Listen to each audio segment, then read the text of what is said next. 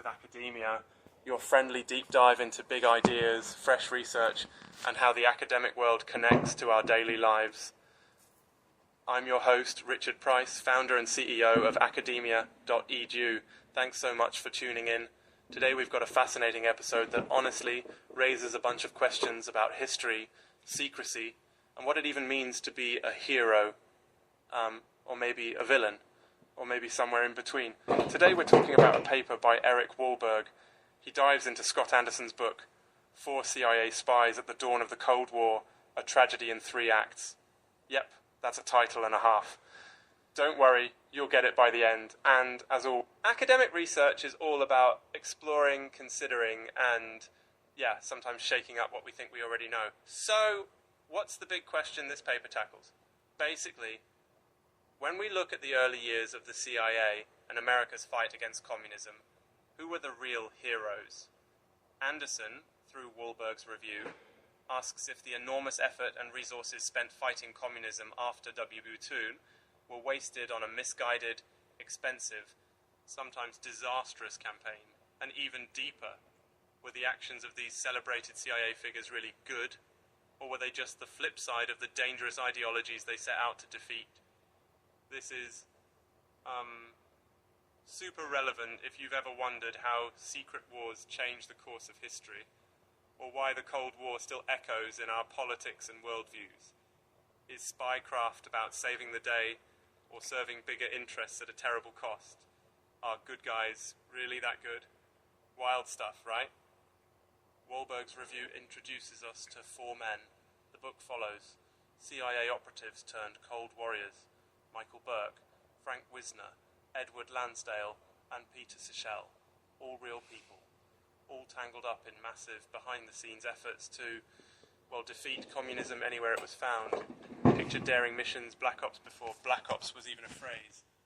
Training rebels, working with some unsavory characters, ex-Nazis for one, even dropping agents into ticking time bomb situations in Albania, Ukraine, and beyond. It reads like a spy thriller. Except these stories are true. Allegedly, remember, I'm neutral. But here's the punchline.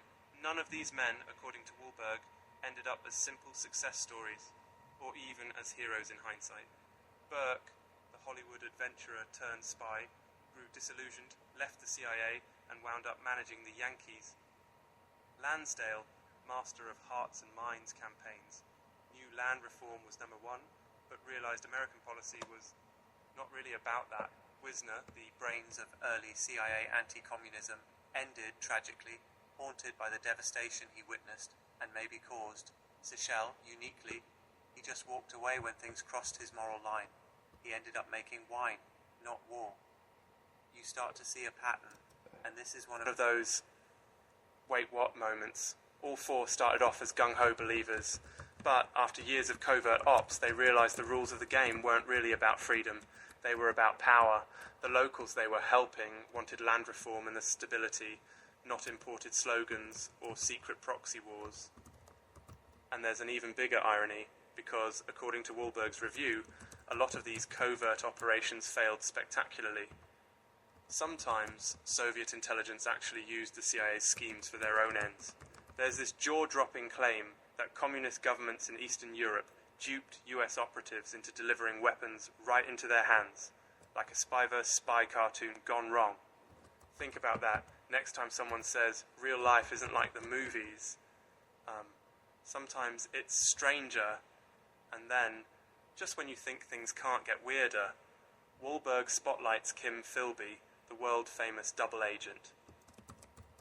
While these 4 CIA men were trying, and failing, to subvert communism, Philby was quietly undermining them all, passing secrets to the Soviets. The real hero, Wahlberg suggests, isn't even American. It's Philby, who, in his own mind, served a cause greater than himself, and maybe exposed, or at least disrupted, the cycle of violence that Black Ops kept fueling. But, I digress here. But have you ever noticed that every spy movie ends with the same question? Like, did anyone really win? Or is it just a cycle of deception? Makes you wonder about all the stuff we never hear about. Alright, sorry, back to the point. So, what does this all mean for you, dear listener? If you're into history or politics, this is a reminder that the official story is just that, a story. The heroes of one era might look a lot more complicated when we zoom out. Even massive, expensive programs, fought with the best of intentions, can go wrong, sometimes in ways that make the whole thing look just tragic. And when you hear about the world's problems, the talk of good guys versus bad guys, maybe try asking, who's telling that story? What do regular people want on the ground?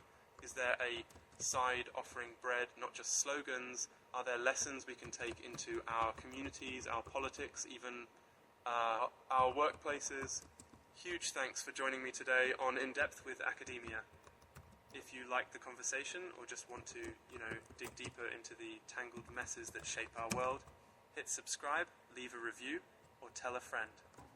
Remember, research is not about finding perfect answers, but asking better questions. See you next time.